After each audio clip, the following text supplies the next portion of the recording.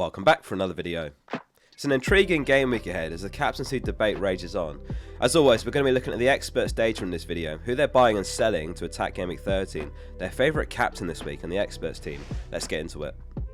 Kicking it off with a manager highlight, and there's a new name top of the experts league, Jason, or Jace the Inevitable, off the back of a 78-point game week which took him up to 4.3k overall. There's 17 experts in the top 100k now, the climb is on. Very Messy got the biggest score last week after activating his wildcard for a 94-pointer, and he's moved up to 80k overall. So, how many transfers are being made this week? A quarter are rolling the transfer, just under a half making one transfer, 19% making two, 8% making three, and one's even making 4 transfers for a -8 hit. There's one wildcard active this week as well. It's sort of the calm before the storm this week. We're spoiled with 6 game weeks in December, plus another this Friday, so making the right moves for December could have a huge impact on rank. So with that all said, which players are they buying and selling with all those transfers? This week it's no surprise that João Pedro is the most bought player, exactly 50% are buying him, which is wild when you consider that he's just 13% owned overall. But among the experts league, his ownership alone has just grown by 50%. He's one of the favourites to score any time next game against Southampton, with more great fixtures to come. It's a nice run of 6 games ahead: Southampton, Fulham, Leicester, Palace, West Ham and Brentford. Though it's not even just the next 6 really. If he can stay fit, he's got the potential to be a very long-term hold this season. Between now and Gameweek 28 on this graphic, Arsenal home is really the only fixture they might want to bench him in. Can he stay fit though? That's the big question. It's a cheap risk to take on for only 5.6 mil in fairness. Saka's the next most bought player, 27% have bought him. 1 goal, 1 assist last game week, and the same again midweek in the Champions League away at Sporting. And then it's Cunha and Isak, who have both been bought by 9% each. So which forwards are they selling then? Also unsurprisingly, the 3 most sold players this week are all forwards to help accommodate João Pedro, Cunha and Isak. Haaland's leaving 23% of teams, DCL 12% and Raul Jimenez 11%.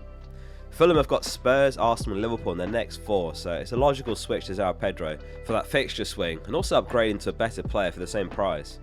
5% are buying Van Heck, who's potentially the best route into Brighton's defence with those upcoming games. Dunk's only just back in training, so a little bit risky, and Veltman does have competition. Kadioglu, Lamptey and Hinshelwood can play right back. Estupinian's attacking numbers have kind of failed to impress so far this season, so is he really worth the extra 0.5 mil over Van Heck? 2% are going for Estupinian. 3% are selling Dibbling and Stewart, which is a smart play as we head into a really busy winter schedule. You're going to need your bench when you least expect it happens every season. And the potential for injury is obviously a bit higher as well when these players are having to play non-stop.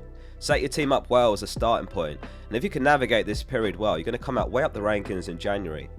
If you've got a bench consisting of something like a 4 mil defender and Stewart, or some other 4.5 mil forward, or Dibbling etc., then you're playing a risky game. FPL's a strategy game, fail to prepare and prepare to fail. So looking at the chip usage next then, 97% have used the first wildcard, 1 manager's got theirs active, and just a couple of experts still have got theirs still. If you've still got yours, you've got up until the Gameweek 19 deadline to activate. I didn't actually manage to get some commentary from the manager wildcard this week, however as some food for thought, I've got his wildcard team still, so let's review it.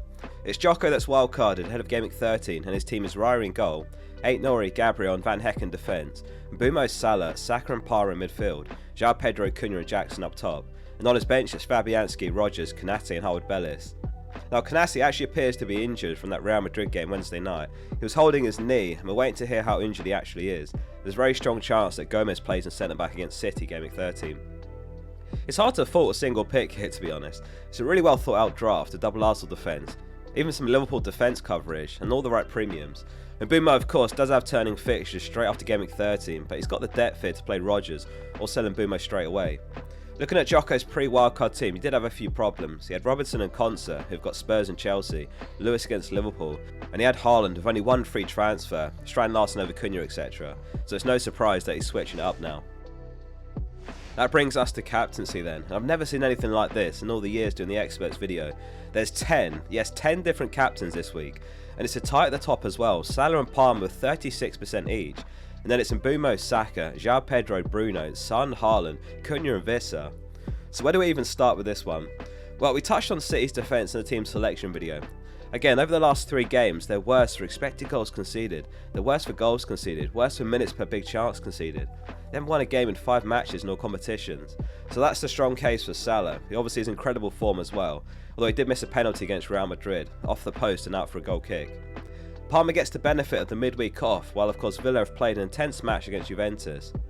There will be a couple of players for Chelsea involved against Heidenheim in the Europa Conference League. They're also playing Gameweek 13, but Maresca's got that luxury of a very deep squad, so there's going to be significant rotation there.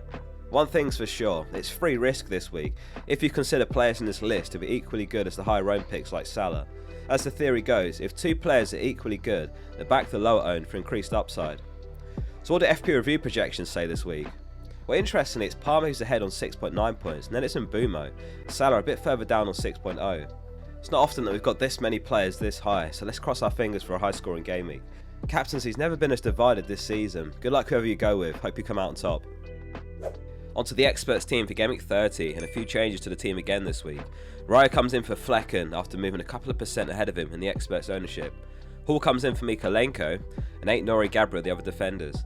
In midfield it's unchanged, it's Mbumo, Parma, Saka and Salah. The dream midfield this week on paper. And up front, João Pedro comes in for Jimenez alongside Cunha and Isak. Fabianski, Rodgers, Lewis and Greaves on the bench. So João Pedro shoots all the way up as the most owned forward now with 74% ownership. That 61% difference between his ownership and overall is the biggest gap as well here. And then it's Mbumo, Rodgers and Gabriel. It's going to be interesting to see how many sell Mbumo next week, especially if he does do well against Leicester. And if so, which players did they turn to? Haaland and Wood, the only two players that have got negative delta here in experts ownership versus overall, which isn't too surprising to be honest. Only 5% were selling Wood this week in the transfer segments, most of them are giving him the Ipswich game and then looking to sell. On to the final thoughts and tips for Gameweek 13 then, here's what they had to say. Stuart Brandt says, no idea at this stage who my captain will be, but it could be the week to go differential. Mbumo against managerless Leicester, not the dumbest idea. It could be Semenyo or Rodgers out this week to get Saka in. Shema didn't take the hit for it last week. Hey FPL sold Stuart and Haaland for Cunha and João Pedro and says, for me it's finally time to remove Haaland, though the plan is only temporarily as I still have the wildcard to play. I only managed to hold him for 2 of his 12 goals. Ben Coleman says, it's refreshing to have a gaming where captaincy is so open. It's a chance to captain a player of low ownership without having to worry about a player with really high ownership being a go-to captaincy choice and blowing you away if yours blanks. FPL Nichols taken a couple of hits to get his team back on track. Semenyo, Calvert-Lewin and Haaland to Saka, Cunha and Isak and says, I'm finally free from owning DCL and Haaland. I decided to take a -8 to get my team in shape and I now look forward to planning for the next phase of FPL. Felt like I was playing catch up over the last few weeks with suboptimal assets while Salah and others destroyed my rank each game week. And lastly, FPL Addict says, going into the busy survival period now, my advice is to prioritise players who are nailed for minutes and less prone to injury. I always try to set my team up without booking a transfer in over December, as injury, suspension and rotation may force your hand. Thanks very much for watching. As a reminder, it's a Friday deadline this game week, and we're going to be live here in the evening for it. See you all then.